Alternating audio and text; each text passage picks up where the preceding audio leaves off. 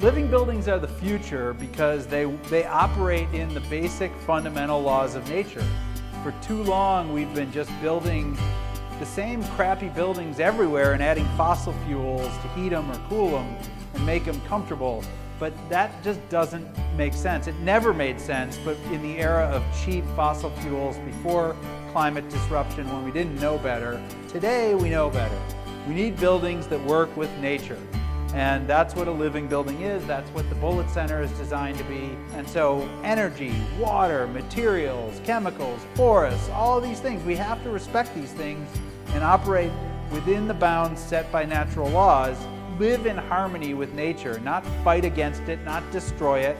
For a lot of people that sounds like, science fiction or make-believe, but that was the point of the Bullit Center. Here we are, we're standing in this place.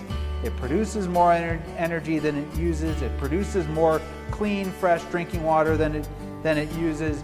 It's only made from FSC wood. There's no hazardous materials inside this building. It's really designed to be like a Douglas fir forest. What do we know about the Doug fir forest? Well, it only uses the water that falls on it for all purposes. It only uses the sun that falls on it for all purposes. It's made of mass timber. First of all, we need to get away from the disposable mentality. A lot of buildings are designed and built for 20 years. That's just a huge amount of energy and waste to create for something that doesn't last that very long. And so the Bullit Center was designed to last 250 years.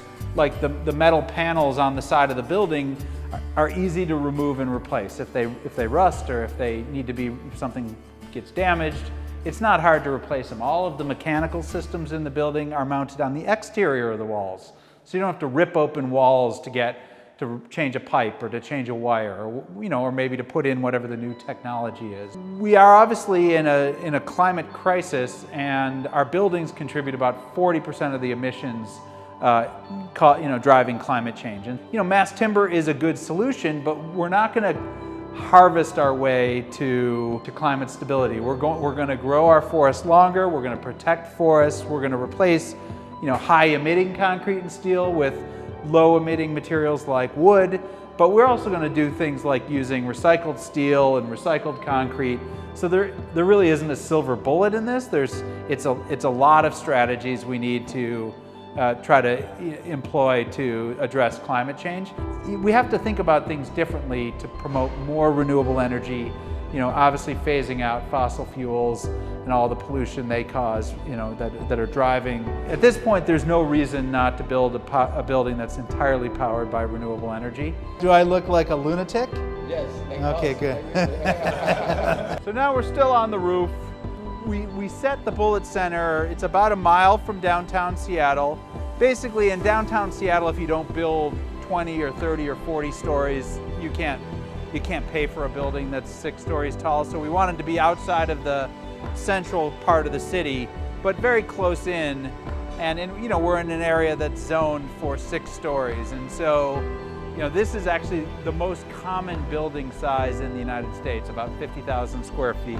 But we're trying to create a building that doesn't depend on driving everywhere. So, a lot of transit, good biking infrastructure. Every bathroom has showers in it. So if you bike to work, you can take a shower when you arrive.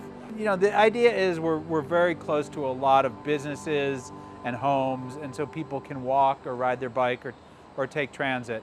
And we think that's a good option.